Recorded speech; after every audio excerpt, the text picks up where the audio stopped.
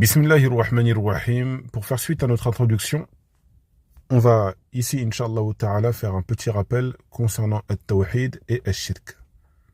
Un petit rappel concernant la définition du tawhid et la définition du shirk. Il y a certaines personnes, ils n'ont pas la même définition du tawhid que nous. D'autres, ils n'ont pas la même définition du shirk que nous. Donc nous, quand on va expliquer, on va parler du tawhid, eux, ils vont penser à autre chose. Certains, la définition du tawhid, c'est le fait de reconnaître qu'Allah Azza wa Jal est le seul créateur. C'est tout. Il ne va pas te dire qu'on ne doit pas adorer Allah Azza wa Jal. Il ne va pas te dire ça.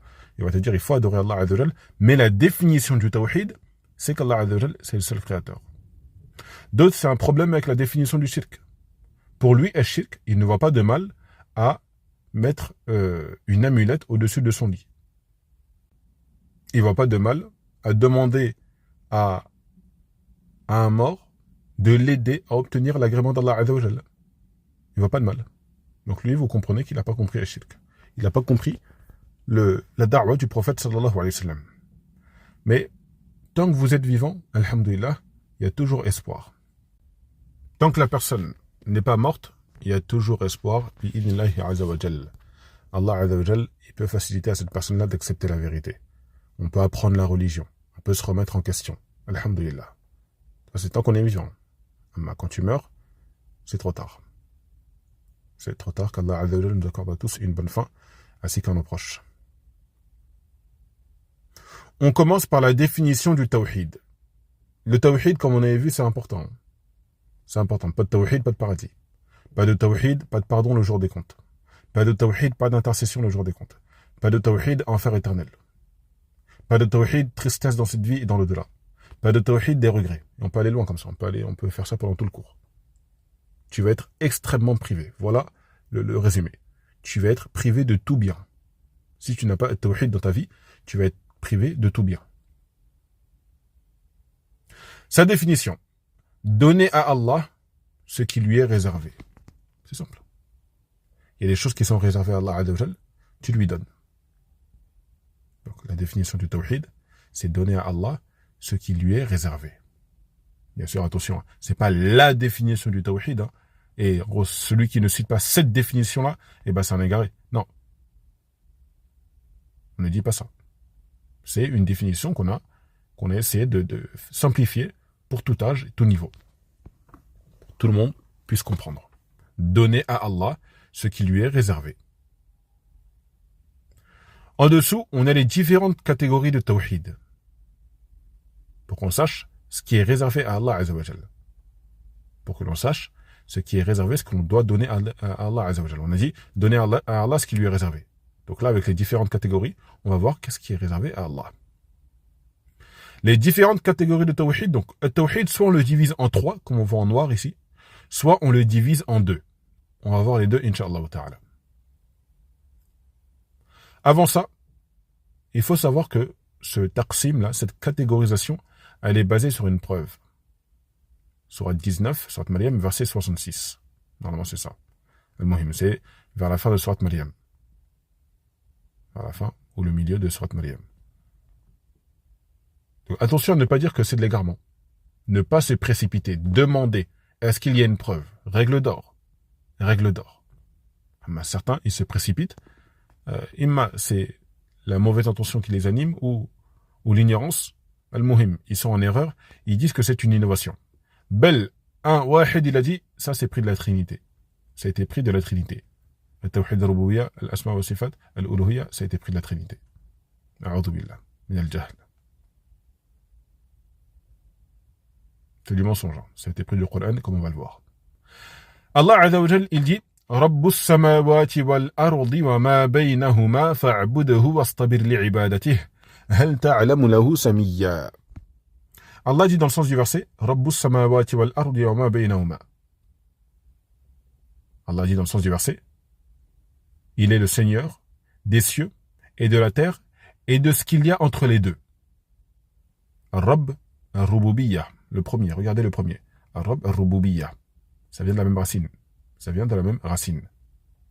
Donc Rabb, comme Cheikh Ibn Uthaymin rahimahullah, dans son explication de Al-Fatiha, il a cité, un Rabb, il possède 3 caractéristiques.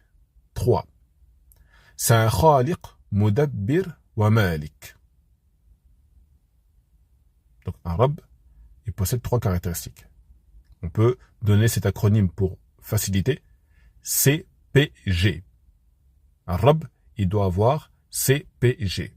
CPG, il crée. C'est un créateur. Allah Azza wa Jalla, c'est le créateur, subhanahu wa ta'ala, il crée. Il possède, le P pour posséder, CPG, P pour posséder, il possède tout. Et pour le G, c'est pour la gestion. Il gère tout. Allah Azza wa Jalla, il crée tout, il possède tout et il gère tout. C'est PG. C'est pour ça que c'est Ar-Rabb. Donc par rapport aux cieux, Allah Azza wa Jalla, il les a créés, il les gère et il les possède. La terre aussi, est-ce qu'il y a entre les deux aussi? Est-ce qu'il y a entre les deux aussi? C'est Allah Azza wa Jalla qui les crée, c'est Allah Azza wa Jalla qui les possède et c'est Allah Azza wa Jalla qui les gère. At-Tawhid al-Rububiyyah. Celui qui donne une de ces 3 choses qu'on a citées à autre que Allah Azza wa Jalla, il est tombé dans le shirk. L'inverse du Tawhid, comme on va le voir après. Donc on n'a pas le droit de dire qu'il y a un autre créateur avec Allah Azza wa Jalla. On n'a pas le droit de dire qu'il y a quelqu'un d'autre qui gère l'univers avec Allah Azza wa Jalla. On n'a pas le droit de dire qu'il y a quelqu'un qui possède tout comme Allah Azza wa Jalla. Nous, on possède des choses. Mais est-ce qu'on possède tout? Certains, ils possèdent des chaussures ou des voitures. Mais est-ce que tu possèdes l'air? Est-ce que tu es capable de couper l'air à quelqu'un? Est-ce que tu possèdes le sang? Le son? Le vent? L'eau?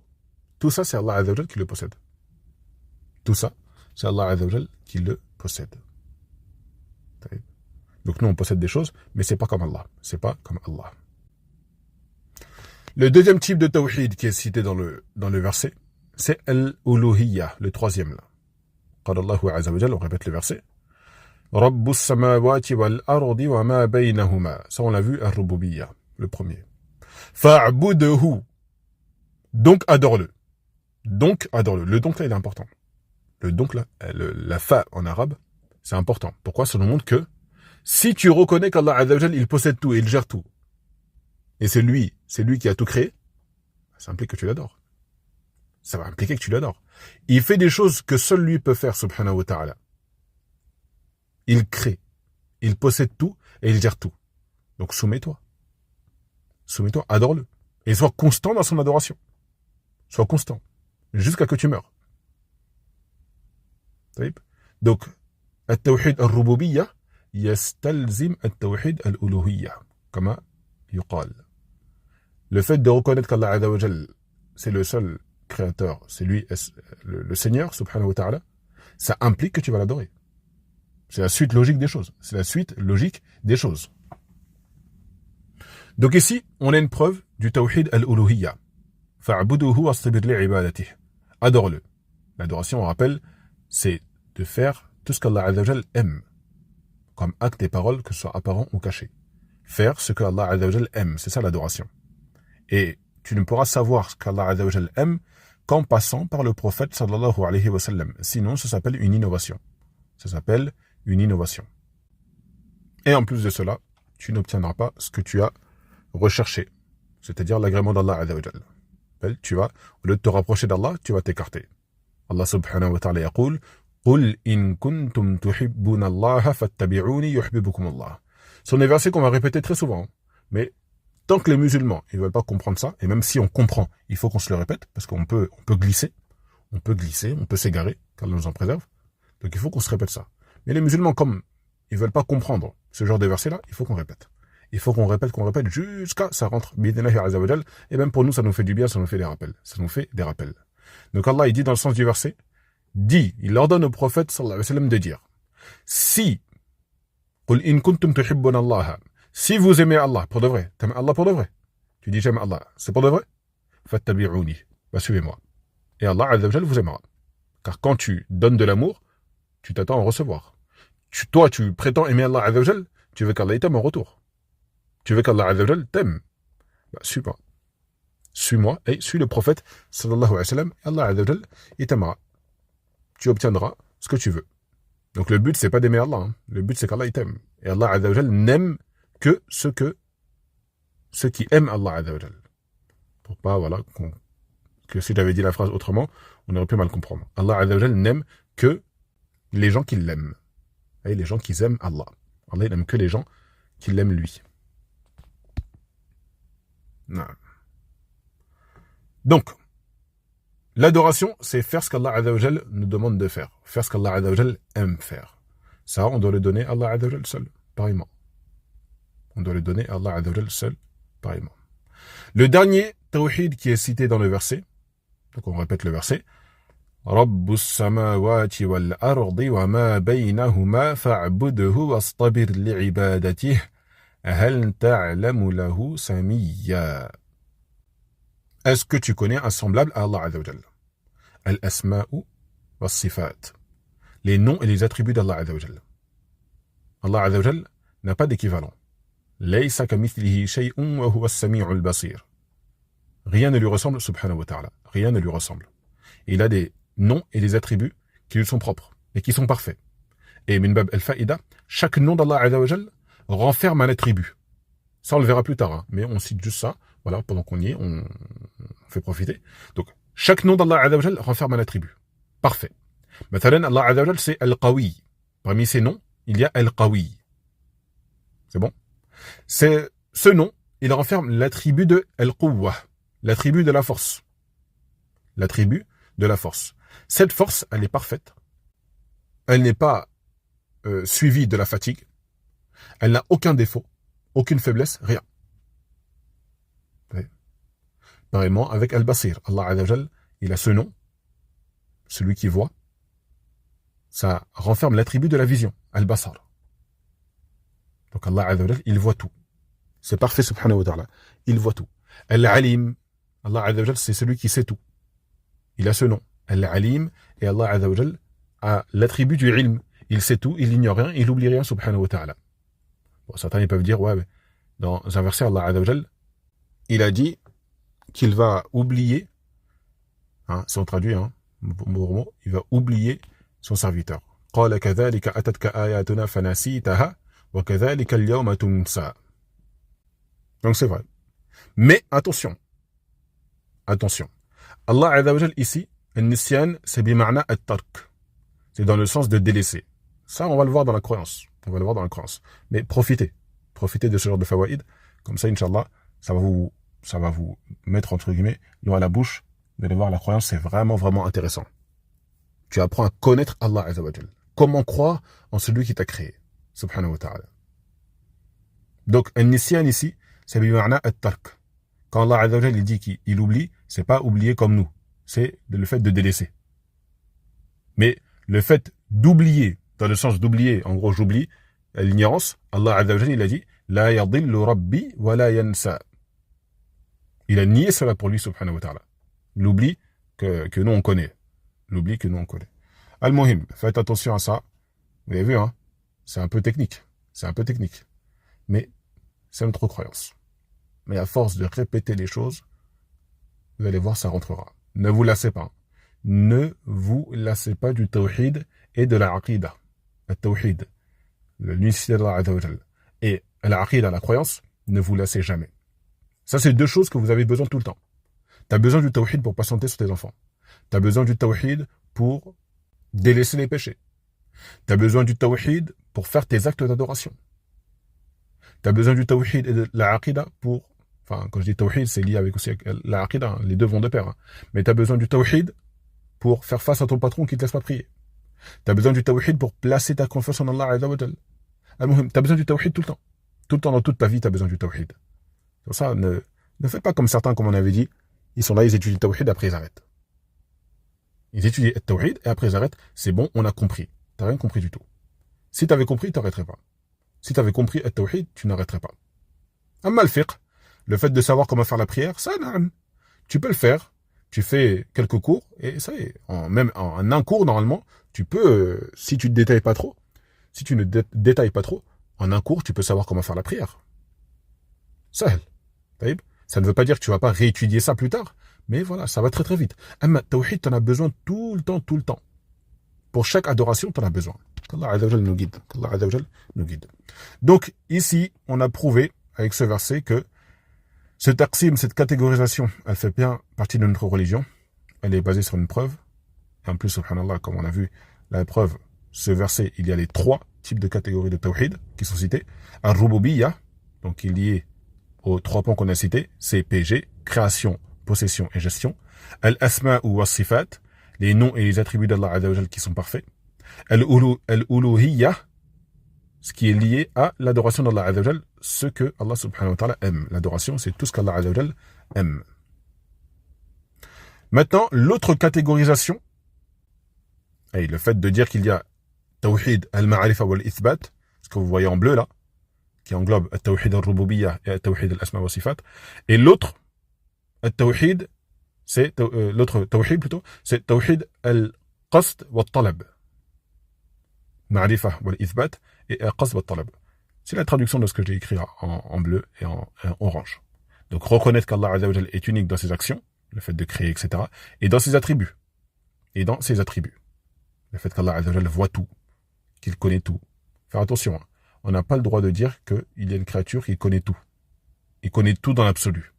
Celui qui dit, maintenant sur le prophète sallallahu alayhi wa sallam, il dit que le prophète sallallahu alayhi wa sallam, il connaît tout, il sait ce qu'il y a dans le monde de l'invisible. Lui, il sort de l'islam. Il sort de l'islam. C'est un attribut d'Allah Azza wa Jal, on n'a pas le droit de le donner à autre qu'Allah Azza wa Jal. Regardez la définition du tawhid. Donner à Allah ce qui lui est réservé. Ça, le fait de tout connaître, c'est réservé à Allah. Tu le donnes à autre que Allah, regardez la définition du shirk, donner à autre qu'Allah ce qui lui est réservé. C'est tout simple. Tu as donné à autre qu'Allah, même si c'est la meilleure des créatures. Hein. Le prophète, sallallahu alayhi wa sallam, personne ne dit que ce n'est pas la meilleure des créatures. Mais chacun ses droits. Tu n'as pas le droit de mélanger. Tu n'as pas le droit de donner le droit d'Allah Azza wa Jal au prophète, sallallahu alayhi wa sallam. Tu n'as pas le droit de donner le droit du prophète, sallallahu alayhi wa sallam, aux créatures, à des savants par exemple. Tu n'as pas le droit de donner à ta voisine le droit de ta femme. Ou ta femme, elle n'a pas le droit. Vous imaginez? Ta femme, le droit que tu as sur elle, elle donne au voisin. On n'a pas le droit, c'est ce qu'on appelle de l'injustice. C'est de l'injustice. Et la plus grande des injustices, c'est le fait de ne pas donner le droit d'Allah Azza wa Jal, ce qu'on appelle al-shirk. Inna al-shirka la dhulmun azim. Donc, reconnaître qu'Allah Azza wa Jal est unique dans ses actions et dans ses attributs. Et le deuxième, avoir l'intention d'obtenir la satisfaction d'Allah Azza wa Jal, seul. Quand tu fais un acte d'adoration, c'est ça, ton but. Obtenir la satisfaction d'Allah subhanahu wa ta'ala. Donc voilà pour At-Tawhid. On résume. At-Tawhid, donner à Allah ce qui lui est réservé. Ce qui lui est réservé, ça se divise en 3 catégories, ou on peut le diviser en 2 catégories. Ce qui est répondu, voilà, c'est en 3 catégories.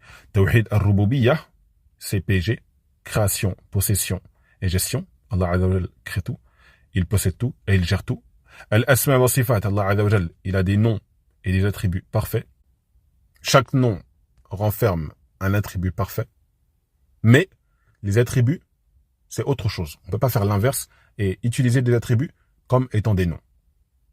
Les noms d'Allah Azza wa Jal renferment un attribut parfait, mais pas l'inverse. Les attributs parfaits, on ne peut pas les utiliser comme étant des noms. Et attention, je sais une chose qu'on n'a pas dite. Maintenant, quelqu'un s'appelle Al-Karim. On n'a pas le droit de dire ça dans l'absolu. Al-Karim, c'est min asma'illahi azza wa jal. C'est parmi les noms d'Allah. C'est parmi les noms d'Allah. Tu as le droit d'appeler quelqu'un Karim. Tu as le droit. Karim, ou d'autres noms comme ça, qui ressemblent au nom d'Allah azza wa jal, sans le alif lam, sans le L devant.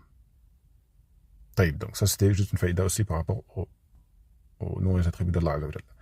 Ensuite, le troisième type de catégorie de tawhid, al-uluhiyya. Al-uluhiyya lié à l'adoration d'Allah Azza wa Jal.